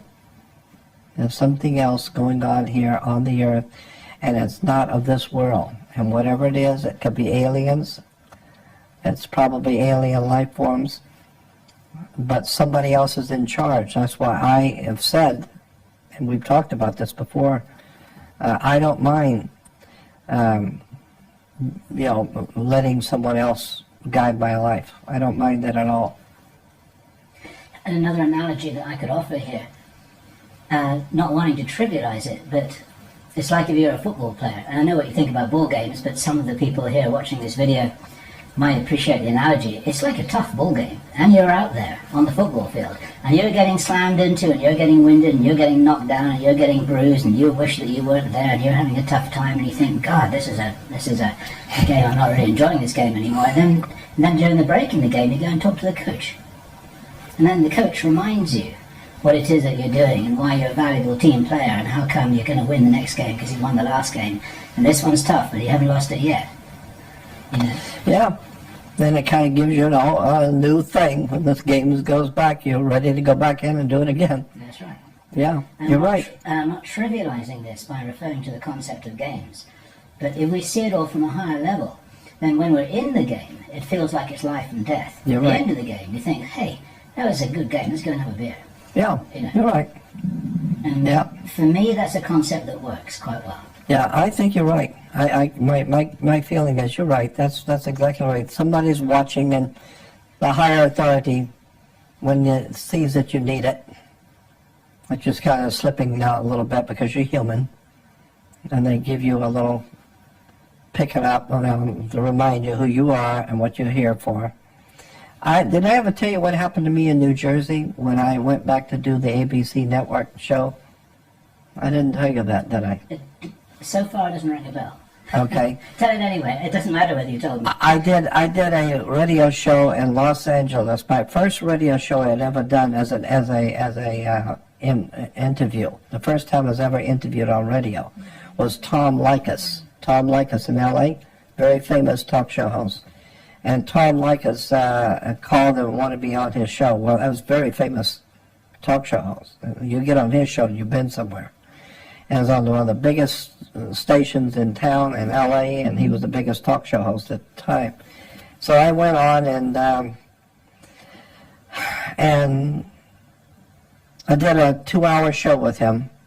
The first time I was ever on radio doing an interview. And I got such an enormous response from the audience. But one guy called and said, Jordan, I live in New York.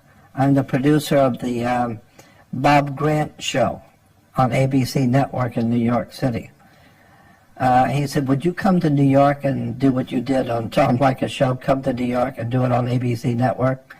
And I said, yeah, I would love to. Since I don't know what I'm doing anyway.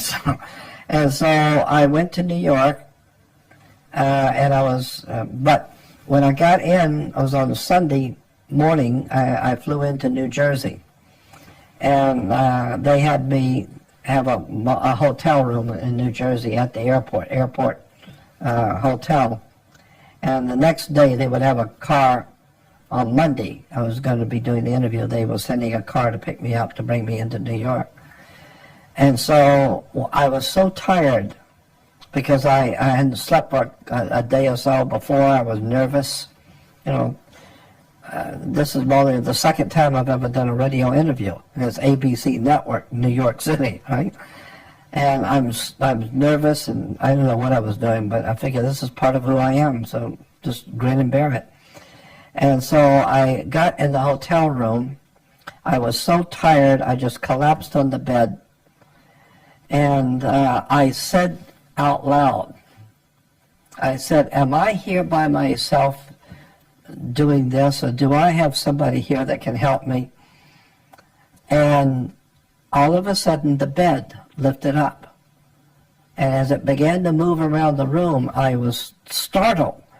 The bed's floating around the room, and it floated over toward the window. And I remember thinking, if it hits that window, I'm jumping off this bed. I'm not going out the window with this bed.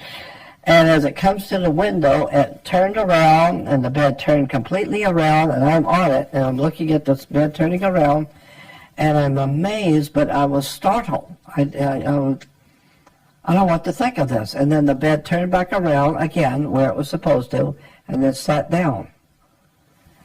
And I thought, and I said, thank you. And I guess that's all you can say. You better just go to bed and go to sleep. And I just laid down and thought about what in the hell did I just experience. This bed floated around the room and then floated back into place and sat down. And I was so tired, I just thought, Well, they didn't hurt me, so I'm going to go to sleep. It sounds like the coach in your football game has got quite a sense of humour. Yeah, exactly. Am I here by myself? No, the room is filled with things you just don't know. You don't see it. So they moved the bed around. I swear that it just scared me. It was such an experience having that bed move me around the room. It was incredible. In answer to your question, you never No, you never told me I that. always get a answer.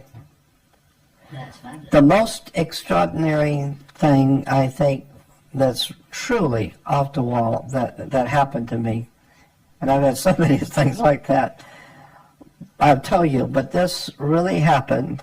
As crazy as this sounds, this actually happened. I was spending a long weekend at a friend's house in Los Angeles, up in the canyons. He had a home way up in the canyons in the mountains overlooking Los Angeles. And I had a young friend of mine from Orange County that was friends with the owner also. And so he said, well, both of you guys come up and hang out for the whole long weekend with us, with the family. So we did. So he gave us the top bedroom. It was a 3-tier home up in the canyons, way up in the mountains, overlooking LA. And so we had the top part, which was a big, huge bedroom, and a pool table and all kinds of stuff up there. And we were staying there for like 3 or 4 days. Well, we went out at night, and there was a ladder on the roof at the top part. So we took some pillows out and some blankets, and we went up and took a couple of beers with us, and we'd sit up there and laid out there under the stars at night. Just my friend and I, and talking and chatting about stuff. And I got to talking about God and the spirit world, and I have no idea why I did it. But we were both sitting up looking at Los Angeles, beautiful lights of the city, and we're sitting up on the roof, and for some reason I said, God, if you are hearing me, would you have a meteorite hit this mountain here? And when I said that, a meteorite boom, it hit the mountain. And he was shocked, and I was shocked. And we both looked at each other. And for a moment, we would try to realize what just happened. And I said to my friend, and I looked at him, and he says, what did you just do? And I said, I don't know. I don't know why I said that. And it happened. I said, would you hit the mountain with a meteor? And that very moment, boom, it hit. And all the lights on Box Canyon, all the lights came on all the homes because the ground shook. And people came out with flashlights up on the hills. You could see them, and people were scared. That mountain was shook. And I sat there and was amazed. Why did I say that just a few seconds before it happened? That is truly amazing to me. And I have no idea in the world. It's one of those freaky things that there's no explanation for. I don't know why I said it, and I have no idea why it happened the way it did. It was truly extraordinary. The young man that was up there with me still lives in Las Vegas, and we talk about it from time to time. It's strange stuff. Did I tell you about my friend Bob Leeds? I have an older friend named Bob Leeds. He's a big shot in the motion picture industry. Well, that's a long story, but there's 2 parts of the story, and it's very long. It's like that other long one. But anyway, Bob Leeds, I'll tell you the short version. Bob Leeds is a good friend of mine, but he was a very well-placed Jewish guy in the motion picture business in Hollywood. And he and I were dear friends, very close friends. And so Bob called me one morning, on Saturday morning. He said, I'm going to take you out to breakfast. Let's go out to breakfast. I said, okay. So he said, I'm going to take you to any place you want to go in San Diego. That's my treat. And so I said, great. So he said, any place you want to go, we'll go. I said, okay. So he comes by and picks me up. And God, I love Bob. Bob was great. And so I said, I want to go to, what was the name of the town just north of San Diego? It's a little Mexican town north of San Diego. I can't remember the name right now. I'll remember in a minute. But it's a little dippy, little nothing town north of. And he said, no, what I had in mind was going into downtown San Diego to some really nice place. And I said to him, I said, you said I could go wherever I want to go. He said, that's right. I said, well, that's where I want to go, to this little dippy little town north of here. And he said, there's nothing there. And I said, that's where I want to go. He said, okay, so we go there then. So we get on the freeway. It's about a 20-minute drive. And so as we're driving, we were talking about stuff. And we got on the subject of people that we would love to see again, people we've known in the past that we'd like to see again. And I was telling him a couple of people I would love to see in my life again that I've lost track of. And then he was telling me, he said, well, there's two people that fit that for me. He said, there's an old Native American Indian chief, Native American Indian, that I grew up knowing, and he was like my second father, and he said, I loved him, and I would give anything in the world if I could see him again, the family again. And I don't even know if he's alive. And he said, the people that knew him and knew me, I've asked them, and they don't even know where he went. He's gone. Nobody knows. And he said, that's the one man I would really like to see, is that old Native American Indian and his family. And he said, the other guy was a guy I went to school with and grew up with. He became a Mormon, and he's became very wealthy. He's a real estate developer, construction. And he said, but I've lost track of him, and he was one of my dearest friends in my life. And I've lost him too. I don't know where he went. Nobody that knew him knows either. So those are two people I'd like to see. And so we were talking about other things.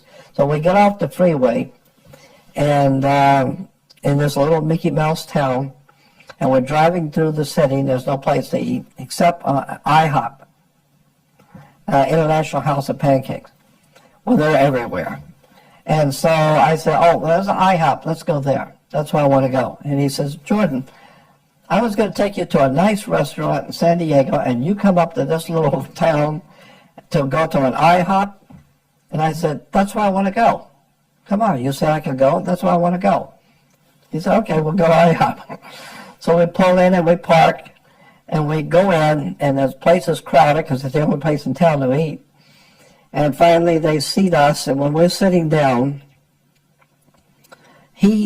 all of a sudden, his whole demeanor changed. I saw something was very, very radically wrong with him. I could tell it in his face. I could tell there's something wrong. And I said, what's going on, Bob? What's wrong? And he said, there's the old man right there, and there's my friend, the contractor, right there. Both of them. That's the old man, and there's my contractor friend. Both of them. And he said to me, I don't know how you do this, but understand from this day forward, I believe you are somebody. I have never seen this. I just got through telling you I wanted to see these two people, and out of nowhere we come up here, and here they are. So you've sold me. I don't know who you are or where you've come from or what you're doing, but there's something strange about you. And so I was amazed. And he had like tears in his eyes. He got up, went over and sat with the old man, and then his buddy saw him. He goes over there, and they're all sitting around the table talking. I don't know what's happening. I didn't know. I just wanted to go to IHOP. So That's a lovely story. That's a beautiful story. incredible. Beautiful story. And he had like tears in his eyes. He came back as we were driving home. He said, I don't know who you are, and I don't know how this happened. But as far as I'm concerned, I'm never questioning anything again. He said, I've had so many strange experiences around you, strange stuff, but today that took the cake today. I am totally cannot believe what just happened today. The two people in my life I have wanted to see, and you brought me up here to this little town out of nowhere to an IHOP, and there they both were. So, wow. That's the kind of stuff you wouldn't dare write that into a movie. I know. That's right. It'd be thrown out, Be thrown out as the... Yeah, Bob Leeds. Bob Leeds. A wonderful story. And, Thank you. You said that... There was something else I was going to tell you, but I can't remember. There's a whole bunch of things you were going to tell us. Oh, yeah, about the reptilian stuff, too. Just for the benefit of the people watching this video here, we're all kind of getting a bit giddy because it's past 3 o'clock in the morning here in Central Europe. And see, I slept late, so I'm full of life right now. Yeah, see, Jordan's doing fine. He's on last Yeah, I'm doing fine. I'm on a roll, so... He's on at any time. He's just about ready for lunch. But you said that you wanted to tell some more reptilian stories, and one of them is a staggering one, which you did tell in your September 2009 interview. And you said you had more. And oh, yeah. These are significant, in my own opinion, because of what you yourself said in the September interview, that it's actually quite important to rescue David Icke from being lampooned as the only person who's, quote, inventing all these stories about reptilians, and you know that these are not inventions, and you have heard many of these stories. I've heard these stories as far back as 1959. And you even brought some of the stories to his attention. That's right. I brought some of these actual stories to his attention, yes. And he was very courageous in coming forth very publicly to make this into and I think I even said that. I said that on the stage up in San Jose when David was speaking, and I was too, at a conference. And at the end of the conference, there was a question and answer, in which David was on the stage, and I was too. And I said at that conference, I said, I am totally committed to the fact that there are reptile aliens here on the earth. Of that, there is no doubt in my mind. But it's not because David Icke is saying so. I've known this long before David Icke ever came into the picture. Many years ago, I have had many different stories told to me by very powerful people who are well-grounded, highly intelligent, well-respected people over the years have told me of their personal one-on-one encounters with reptile aliens. I have to believe when that many people, that well-grounded, intelligent people tell me things like airline pilots, bankers, real estate executives who are telling me their personal one-on-one experience with reptile aliens, I have to assume there must be something to it. Well, it's very good of you to publicly take some of the pressure off David, because David has been ridiculed for this, so let's all be ridiculed for this. Yeah, more people will come forward with their stories. There's no doubt in my mind that they are here. It's one of the most important stories on this planet right now, and people need to know, whatever the truth is. People need to know. And I'd love you to tell some more stories which you believe are authentic, that have been reported to you, to add to the chronicles. I was doing a radio show. I was being interviewed on the Lou Epton show in Las Vegas many years ago, quite a few years. I'm thinking maybe 89. I think it was 89 or 88. So we're talking quite a few years ago. And Lou Epton at that time, dear, dear friend, Lou Epton, I love him dearly. He was a very, very wonderful man. He's still with us. He's in Las Vegas, retired. But he had a major top show in Las Vegas during the morning talk show. I had one at nighttime talk show. But I was in Los Angeles, and Lou called me to do an interview. and that was a 2-hour show, and back in '88, I think it was. But anyway, in the process, I brought up the subject of the reptile aliens and my belief about the reptile aliens and what the ancient peoples of the ancient world, the Babylonians, the Sumerians, the Phoenician Canaanites, the Egyptians, especially the Sumerians, all the ancient peoples of the world talked about the reptile aliens. And so I just brought that up in passing, that I think that there are reptile aliens here. I've heard too many stories, and then I told some of the stories that I had heard. Well, after the program, I got a phone call from a guy who later on I found out is an extremely wealthy businessman in Las Vegas. He buys and sells hotels and commercial properties in Vegas, and he was the biggest there.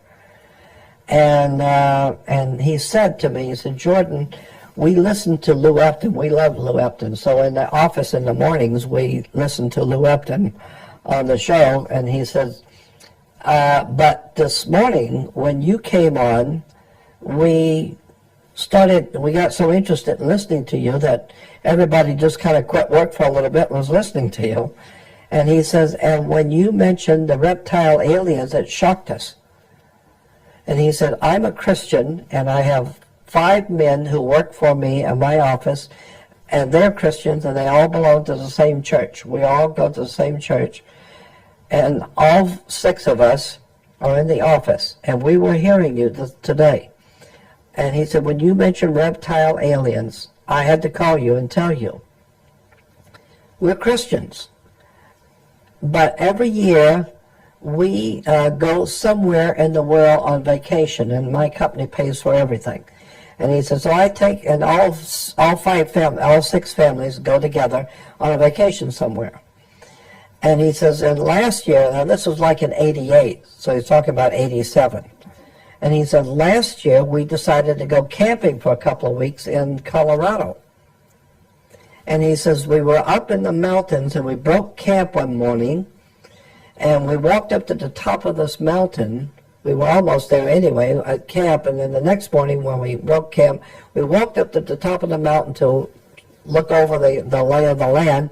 And he says that out in the valley, we could see that there had been an area that had been cleared away. It was like a round area that had been cleared away.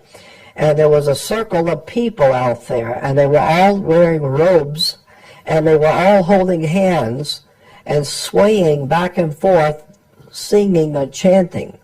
You could barely hear them. But he said, but it was very quiet where we were. We could see that there was some kind of a ritual dancing or swaying back and forth in a circle. They were all holding hands.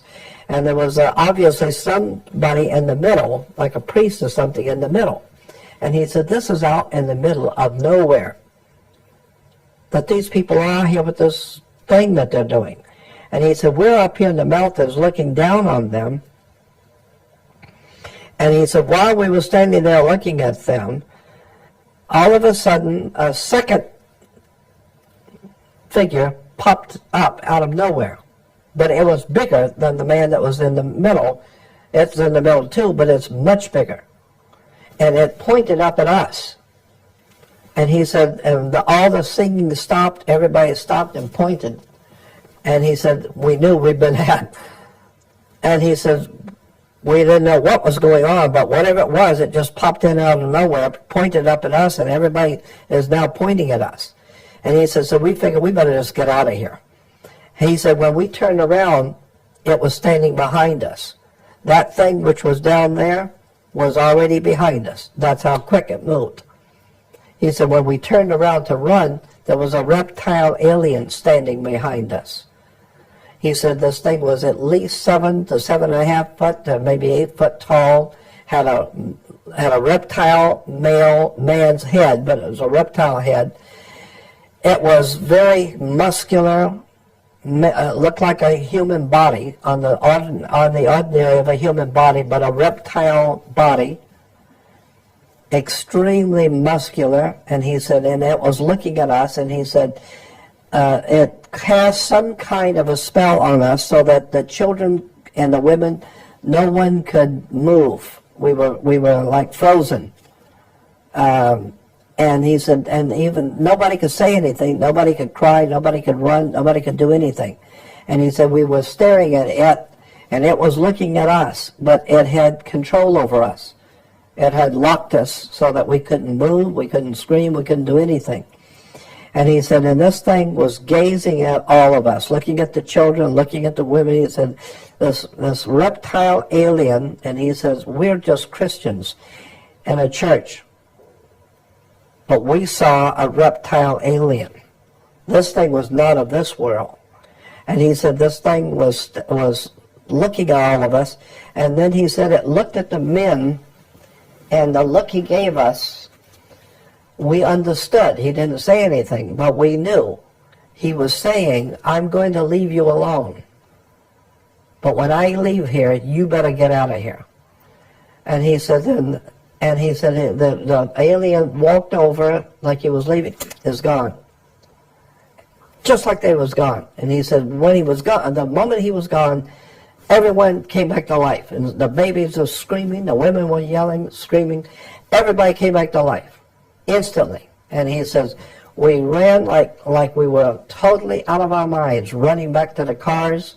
We ran down the hill, got in the cars, and the women were screaming, the children were yelling, and he says, and we drove back, and he said it was the most incredible, horrible experience. And he says, all the guys in my office will tell you, we saw a reptile alien in Colorado. So when you're talking about, he says, so when you're talking about reptile aliens in the ancient world, I got news for you.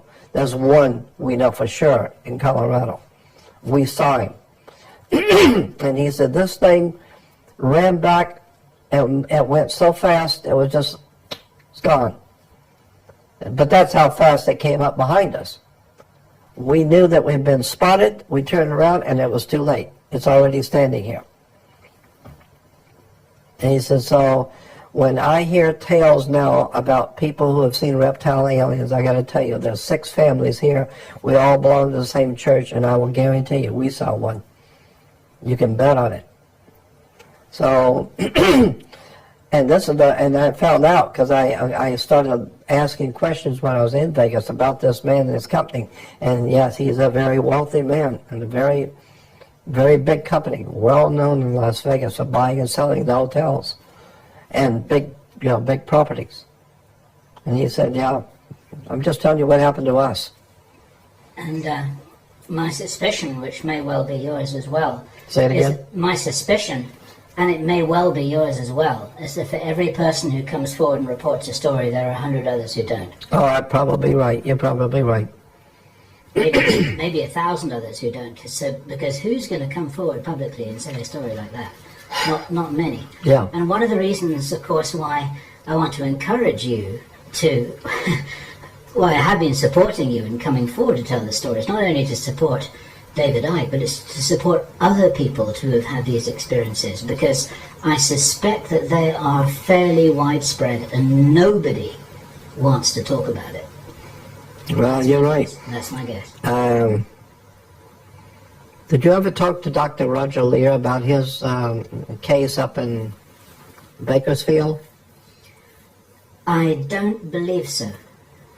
I know Roger Lear. Yeah. And he's a very good man. I don't think I know about the Bakersfield incident. Tell me about it. Well, I'm just trying to remember the story basically.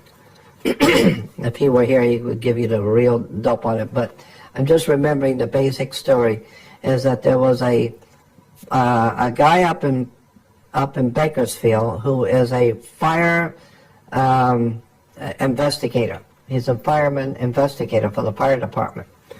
And he has been having reptile aliens coming into his bedroom. Him and his wife have had reptile aliens, he says, were coming into his bedroom. They didn't harm him, but he said, he was telling Dr. Lear, because he called Roger Lear, because Roger is noted for his work with aliens and implants. And implants. And so Roger went up to see him, and this guy's with the fire department as an investigator, arson investigator for the fire department. And he said that the guy was saying that at night him and his wife were in bed, and the wall facing them became like water, and looked like water, and reptile aliens walked through. And when they came through, then the wall came back up to a wall again. And he said that they stood there looking at him and walking around the room, and he said we were so frightened out of our wits. We were just watching these reptile aliens walking around in the bedroom, and he said then we feel this strange feeling again, and the wall becomes like a water. And I think it's interesting that that's the way, you know, what is it, Star Trek or whatever it is, the wall looks like water. Well, this is a long time ago, this guy was telling me. This is a long time ago. And and he said the aliens will walk back through again. So he said, so what they decided to do was they got a towel, large, big towels, which were the same color as the carpet. And I'm just trying to remember all of this from the experience, but they glued on the back or taped on the back aluminum foil, about 6 or 8 sheets of aluminum foil over and over on top of each other, and taped them on the towel and then laid it back over. So the idea was is that anything coming through that wall will not see the towel because it's the same color as the floor, and will walk, and the impression will be on the aluminum foil to prove that there was something in that room. And he said, sure enough, these things come back. A few days later, they came back and walked through and walked around and looked at him and her in the bed, and then walked back over and walked back through the wall again. And he said, I've got them. They stepped on the carpet, on the towel. And he said, yeah, and they pick it up, and you can see the imprint of the foot, the 3, I think he said there was like 3 fingers on the foot. And yet there was a piece of the nail was caught in the carpet. And they took that piece of nail and they called Dr. Lear and showed it to him. And they've had that little piece of a nail sent to, I don't know, Los Alamos or one of those big research laboratories, government research labs. And they said that this was, it was still alive. It was still living. It was a living tissue. It was still alive. And that it was seemed to be growing. When they got it, as opposed to where it was now, it's grown in length. So it seems to be growing, even though it's not connected to the body. It's still growing. And so that's just one more story about a reptile aliens. Did they get any analysis of what this... was this in the days of DNA tests when they could... Well, this yeah, you know what? He was just telling me this off the cuff, you know, and he didn't go into much, because I guess we were talking about reptile aliens. He said, well, you know, I'm just having some investigation of something's going on right now up in Bakersfield. But they did get a footprint on the aluminum foil to show that there was something came through the wall, whatever it was. So these are, yeah, you're just confirming that these aren't apparitions. Yeah, physical. These apparitions actually have weight. They have weight, yeah, they have weight. Because they came through the wall, and their imprint is on the aluminum foil. Yeah, and they have some kind of interdimensional capability. Exactly, they have interdimensional capabilities that come through and walk back into. You may remember that in the Project Camelot interview with you in September 2009, I believe I shared the story with you that was told to me by Barbara Lamb. And Barbara Lamb... I know Barbara well. Is a very lovely lady. Yeah, very. Who is a counselor and a supporter to many people who've had very strange ET experiences. And she told me how a reptilian alien had appeared out of nowhere in her bedroom and had silently held her hand for 2 minutes before it disappeared again, looking into her eyes, communicating with her that it was friendly. And it had been specially bred to interact with humans to give them the message that not all reptilians were hostile and meant harm. And this was this being's purpose, and it communicated with Barbara in that way. And Wow. so, just to confuse the issue further, I feel honor bound to report that little story too, because we mustn't let our prejudices get the worst of us. No, you're right. And with that little anecdote of my own, or with Barbara's, let us say, I'm going to very gently close this down, because we're now at the end of our third hour of tape. It is 3:45 in the morning. Even Jordan's getting tired. I'm exhausted. We both came back from the Vatican just a few days ago. Yeah, we went to the Vatican. And that's another story. And poor Jordan doesn't even know if he's going to be able to get home or not, because we've got a volcano in Iceland that's doing its Right. thing. Because the whole solar system is going into something or other that's Convulsions. activating the Earth. And that's another story too. So it's all happening around here. And in the closing seconds of this tape, Jordan, I want to thank you so much for putting all of this on record, because we haven't been talking about the Illuminati and the New World Order this time, but we've been talking about a different area which is possibly even more important Far more important. in terms of sketching out the big picture of which we here on planet Earth may be quite a small part.